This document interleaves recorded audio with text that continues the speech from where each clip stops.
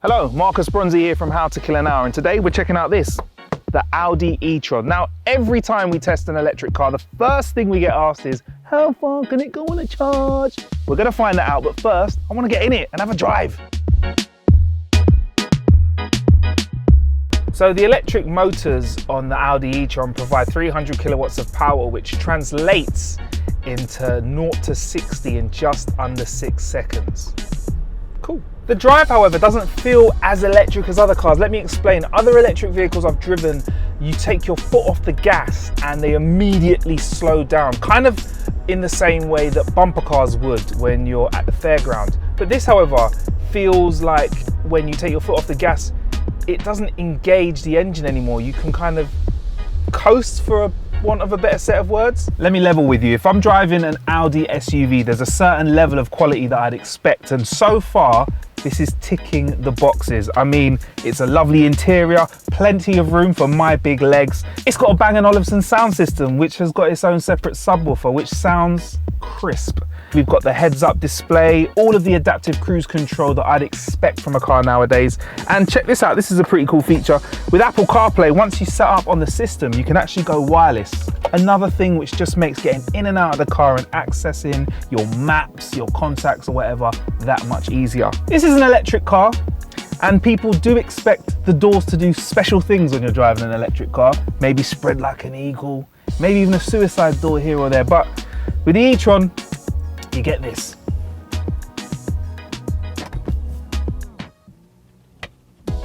The boot is also generous at 605 litres, also known as one full-sized Marcus Bronzy. With regards to looks, it's got all of the cuts, shapes and lines, which means it fits right in with the current Audi family. What I don't want is the low battery anxiety you get when your phone's on 5% and there's no charger in sight. I like that. It's probably one of my favourite bits, that. Do that again. The lights are smart, and when I say smart, I mean really smart. They're called matrix beam headlights, and they're an intelligent system of smaller lights which can detect the surroundings and make micro adjustments to the light that's coming out of them. So, for example, if another car's headlights are detected in front of you, the individual LEDs will intuitively switch off. So there you have it, the Audi E-Tron. I mean, I like it. It looks good. It's probably the cariest electric vehicle I've ever driven before. Like I said, the experience is much more like a conventional petrol or diesel engine. I guess you've seen all the bells and whistles. So now it's time for the real test, which is how much mileage can we get off one single charge.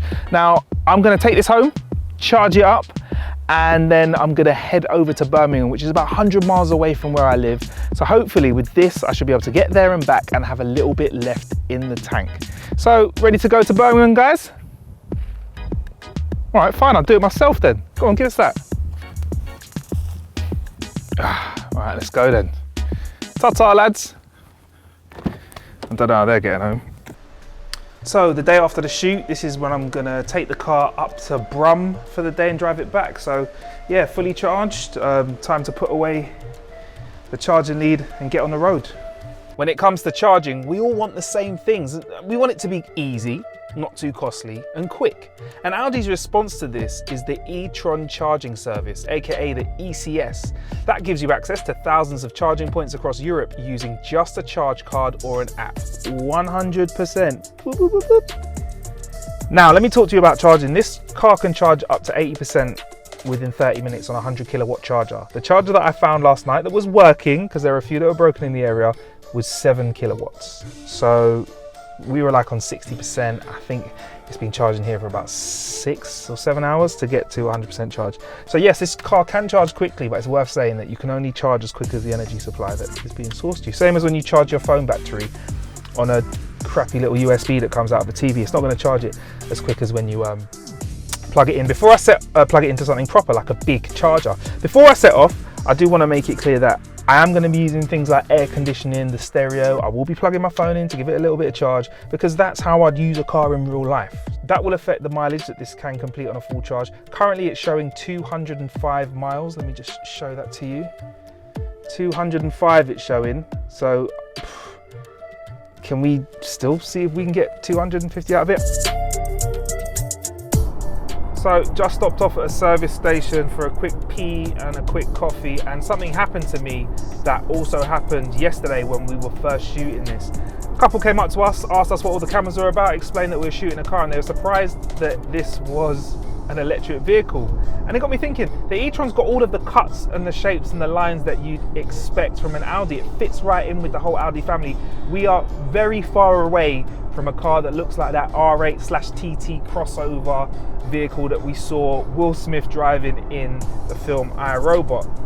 When you think about it, that might be a selling point for somebody who's used to the SUV experience from Audi. They might not want to feel like they're driving an electric car. They might want something that's a bit of a transitional vehicle. This could be that for them. This drives more like a car than electric vehicles that I've driven, and this looks more like a car than some of the other electric vehicles out there. You know, if you give it a quick glance, it just looks like an SUV. Anyway, onwards to Birmingham. So here we are, we just landed in Brum. We've done 90 miles, but it's only taken 60 miles off the battery. What's going on, Hughes, my boy? You? Hi. I'm renovating. This is what he looks like all the time. Yeah, you kind of caught me on a bad day. Yeah, so he's here to touch up the car. So I thought that was quite a nice journey. Nice and simple. Look, I'm gonna go chill out with my mate, and then on the journey home, I'll let you know how I get on.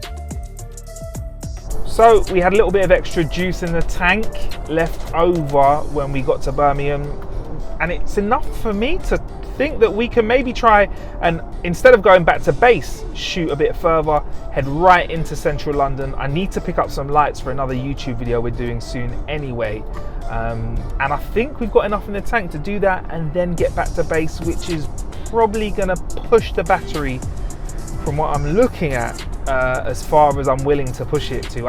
I don't want to start throwing around numbers to see how far I can get on this full charge, but we've done about 142 miles now. I'll give you an update in a bit.